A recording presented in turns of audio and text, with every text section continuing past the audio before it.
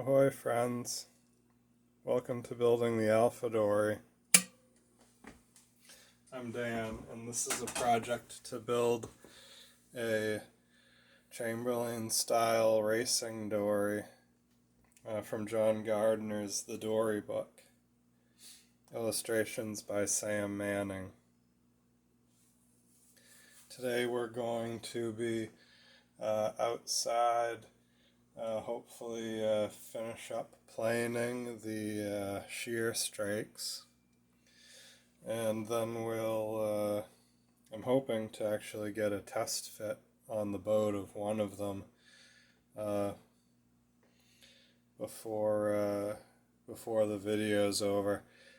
We may end up just getting to the point of cutting the frames though as well. That's going to take a bit of doing, so the test hang may be next video. Anyway, yeah, let's get out into the shop and get to it.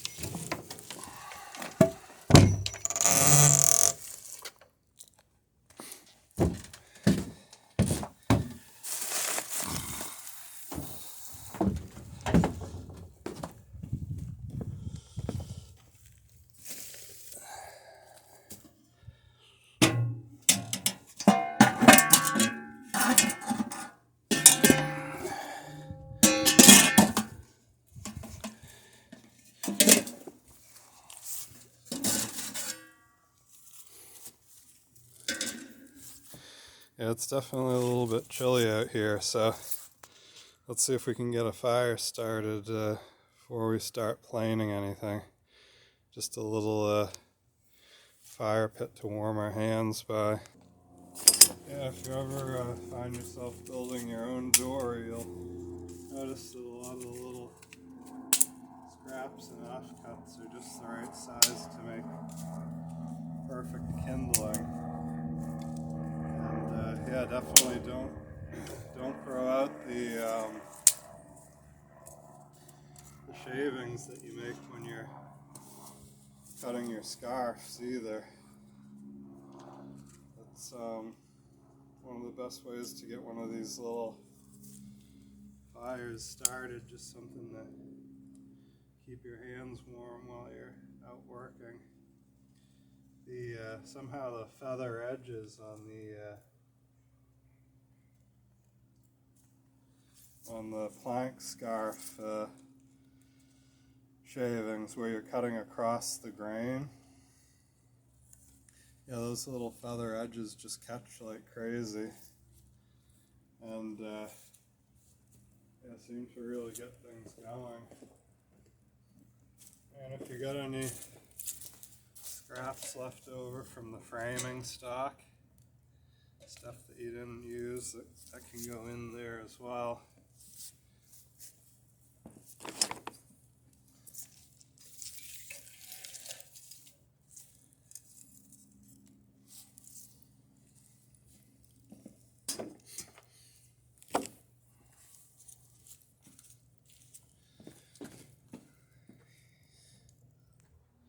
Okay, so I've got the truck pulled out of the driveway, which gives me enough room in the driveway to plane these planks. And I don't know if I've really talked about the planer setup that I've got. It's a fairly inexpensive, well-used,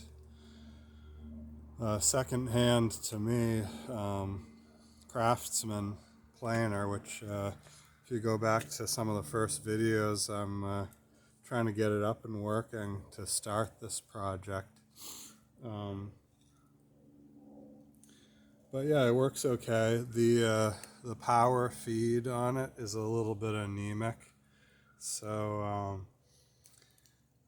yeah, I sometimes have to, or I usually have to help push the boards through. Like I've got to push stick that's probably 7 or 8 feet long, and I'll stand behind the board and sort of help it through the planer. You may be able to see here the setup I've got. There's a board. I've got a board that I set the planks on, lay the planks on to run through the planer, and then a couple bits of scrap, which are mostly sapwood, to catch the board once it comes through the planer, and that prevents the board, the plank that I'm planing, from picking up grit or dirt from the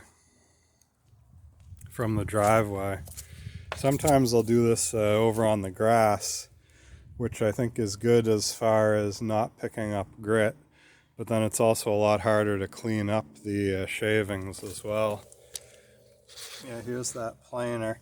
The other thing I like to do before I start in for a round of planing, you may be able to see here on the table, the piece of metal that is on the table, there's a fair amount of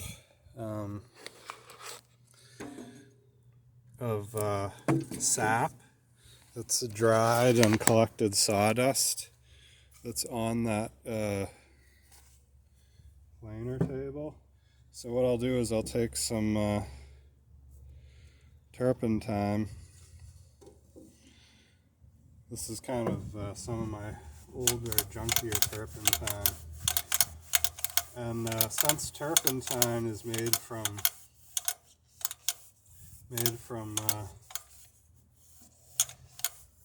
pine trees, it's just the perfect solvent for pine tree sap. You can see it took it right off. And so that cleaning up, especially the table here, I'll get a stick and actually push this under a little bit further so that I don't want to reset the height if I can help it, because it's perfect from last time I was planing these same planks, so it's set to just the right height. But most of the sap usually collects on the front edge. You can see the back edge is clean right now. So I think when I clean that, it definitely helps the power feed get through, but even with that clean, it, like I say, it's a little bit wimpy powering the wood through the planer. So yeah, that, and I like to, if you notice when I'm planing, I like to put a weight on this this locking mechanism, because it will tend to come up on its own. It kind of vibrates up and unlocks the planer head. So yeah, let's get to it.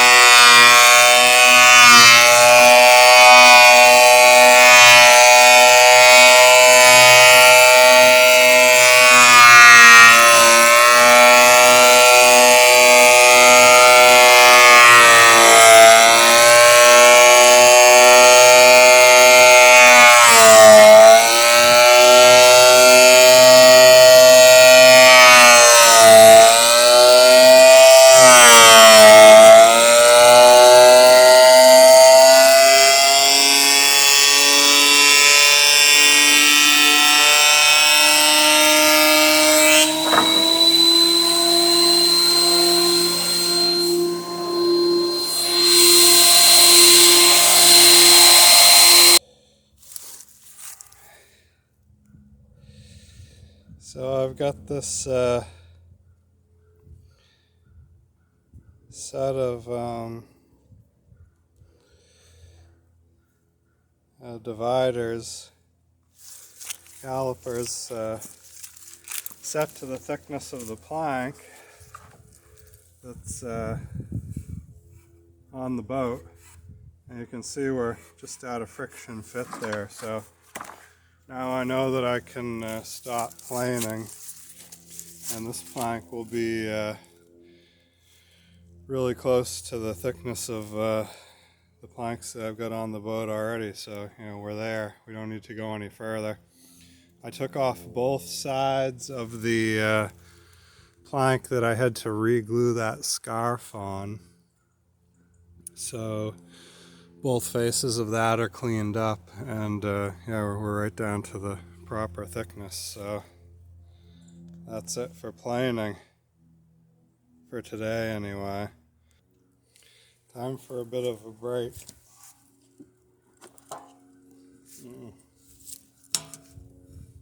Oh, that's the good stuff there.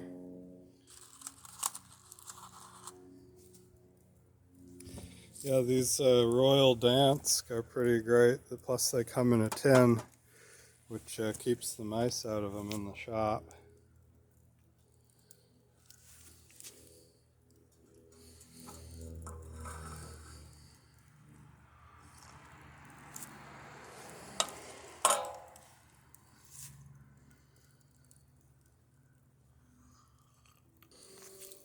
Yeah, so the next thing to be done is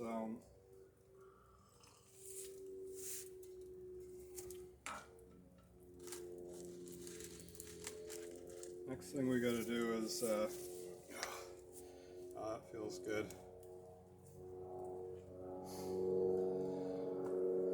is clean up the frames.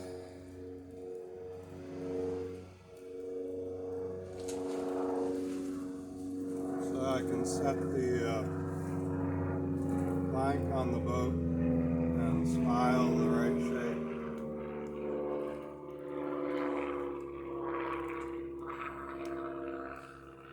Yeah, beautiful day for flying, and I guess some folks over at the Plum Island Aerodrome are taking advantage of the day, which is why we got all the plane noise going overhead.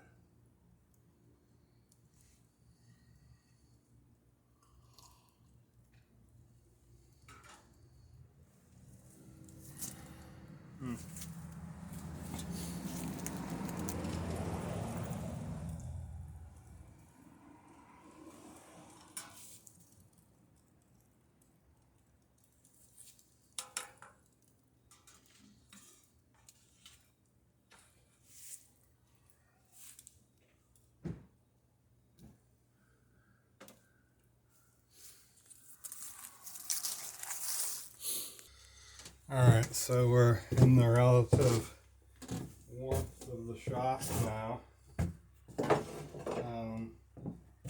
Okay, so I was talking about cutting the next bevel on these frames.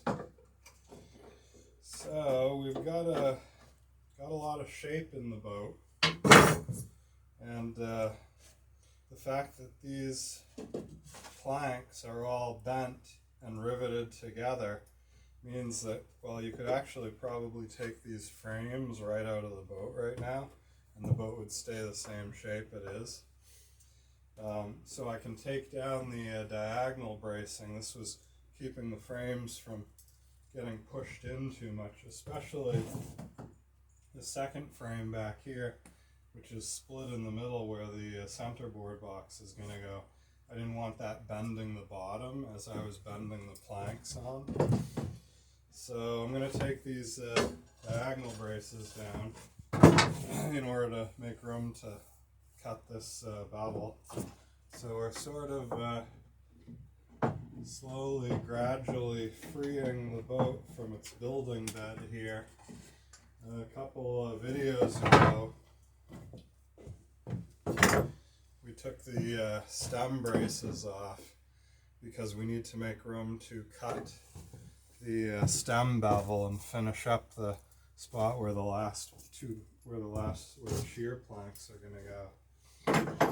And yeah, this episode. So these, as you saw when I took those off, these frames didn't move in at all. And that's because all the planks are all fastened and nailed in. And, it's basically a structure now. There's not a ton of pressure on these frames at this point. So, yeah, okay. So the next thing to do is at each of the frames, let's figure out what the bevel is for the first knuckle, right? The angle of the first knuckle. And then we want the angle of the second knuckle to be close to that, just for aesthetic purposes, really. We want a sort of even knuckling as the plank comes up. And that may vary a bit, like, if we need to get a little bit more in order to get a good land for the top edge of the plank on the frame, that's fine. If we want to go a little bit less in order to keep the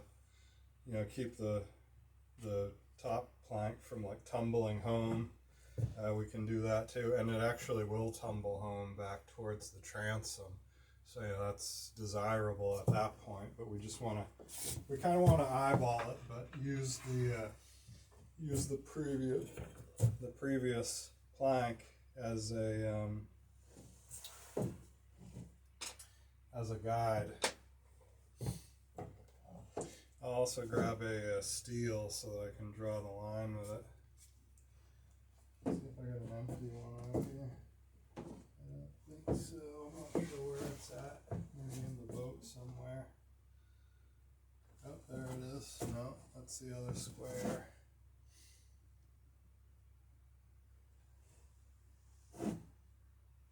Well, we'll just use this one for the time being. I see it. I hate to take these apart because sometimes they don't get back together.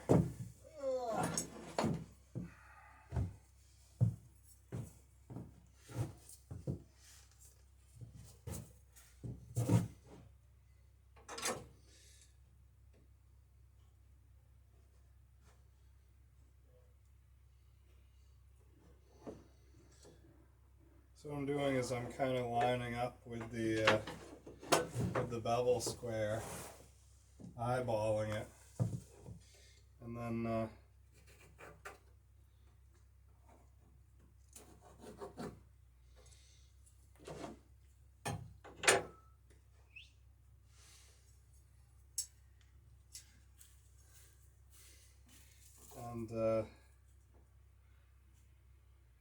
drawing that line on.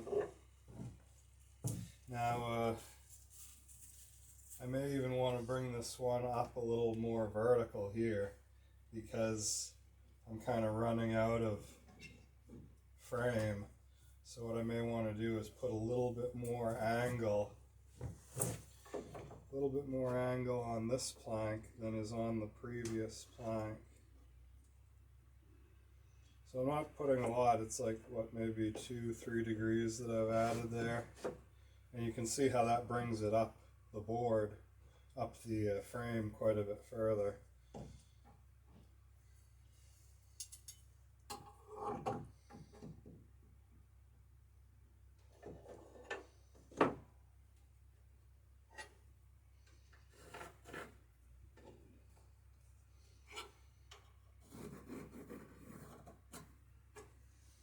Yeah, see, we're up here as opposed to here. So that's gotten us a lot of support on the frame with a change in bevel that the human eye would not notice to any, at all. Yeah, so that looks good.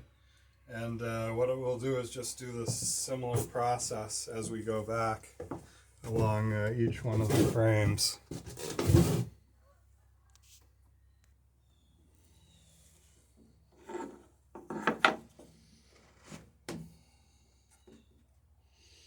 So significantly more bevel on this one here. And I think for this one here, what we want to do is like actually bring it out a little bit more. Not go to quite as extreme a angle.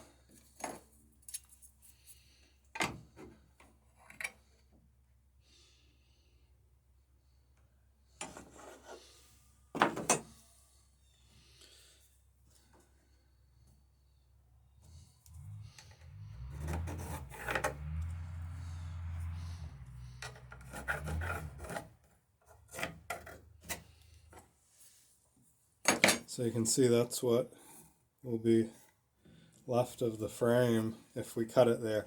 And I'll probably leave the line when I cut each of these, when I saw each of these, just so we got a little bit of wood to work with as far as planing and seating that plank. Okay guys, well, we're on to the number 3 frame. And you can see this is even more of an angle than the number 2 frame.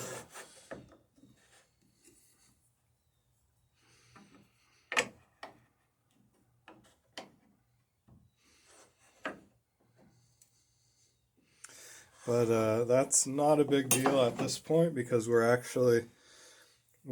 past amidships, right? And we're creeping up on the transom where I was telling you guys all about that tumble home that we're going to have. So this is actually a good sign that we're approaching vertical on on the double knuckle here. Because the next frame we should be starting to cant inboard slightly, and then on the transom we'll have the actual tumble home. Okay, so you can see that the knuckle at the transom here is not as hard as the knuckle at the number 3 frame. So when we bring it up, it's just almost vertical. But what we want to do is keep the knuckle angle from the number 3 frame. I'll set that right now. Keep that knuckle angle. This is, just 2.5 feet forward from where we are now. Keep that on this frame and you'll see we're going right up to vertical and actually a tiny bit past, which will give us the just the right amount of tumble home for when we hit the transom.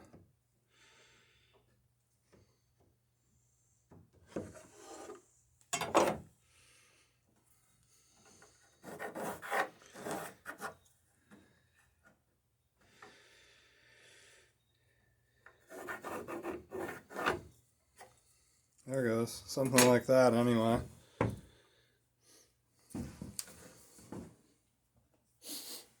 And what I'll do is I'm going to open up John Gardner's book and take a look at his offsets in there and get the actual transom angle on the last one for the tumble home on the transom. Now you can see, I'll bring you back there now. You can see from the the angle on this bevel square here, this is still set at the angle of the number 3 frame, which we also just marked on the number 4 frame for the shear plank. So if you transfer this number 3 frame angle back to the transom and use that as the bevel, lining up with the angle of the transom, you can see you're going to get that tumble home we were all talking about, and it's just about the perfect amount. Now, like I say, I'm gonna check this angle with the angle of the transom in John Gardner's book, but I have a feeling they're going to be pretty similar. So yeah, that should work out well anyhow.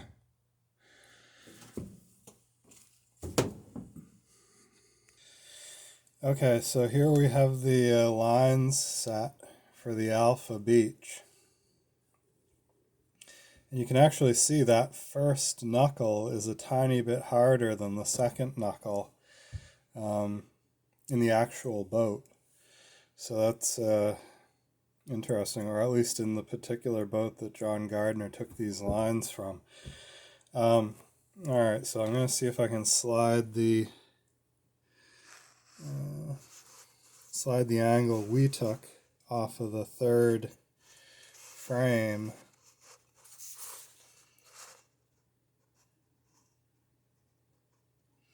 And you can see it's a little bit harder than the angle in the plan. Tiny bit, not by a lot though. So we were pretty good. Actually, wait a minute. We're going to have to go out and check this angle, see what this is. But whatever this angle is, it's quite close. I may have reset the square since then. It's quite close to what we want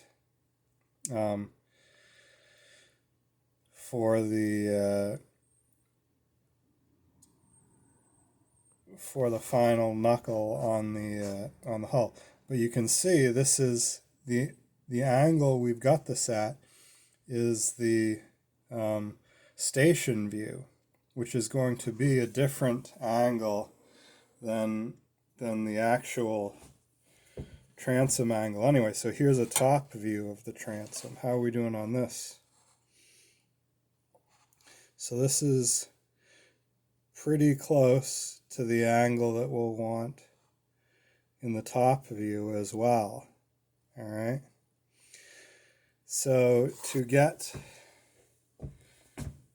the angle that is drawn in the plans, what we're going to want to do is get an angle that basically follows, just to a slight degree, follows the angle that the plank is coming in to end the see this angle is just slightly in from the plank angle as to the amount of tumble home. So we'll be able to look at the boat and see how the you can see it better on this side, see how the planks are coming in, and see how the tumble home is going to work out on that plank. You can see in this set of lines there's actually a tiny bit of cant along the edge of that plank. So it's near vertical at the point that it hits the transom. Anyway, we'll take a quick trip back out to the boat to double check all that, and then that'll probably be it for this video. Okay, so now I've confused matters here a bit because I've drawn a second line on the boat. But you can see when we go with the overhead, this inner angle that I've drawn, which is the number 3 frame, is actually at a steeper angle than the planking, which doesn't jive with what John Gardner's got in his line set. So what I did was I drew a second line which follows the planking. All right, and that's also going to allow us to see the plank has to come down to the gain that we've already cut in the top edge of this plank. Now I suppose if there was a different angle at the transom, you could cut a different angle in the gain on this. And knowing that in the future, if I remembered that, I might leave the top edge of this next to last plank without the gain cut. But yeah, I think we're doing it right. And so right along the angle of that gain, there's this angle, which is halfway between the number 3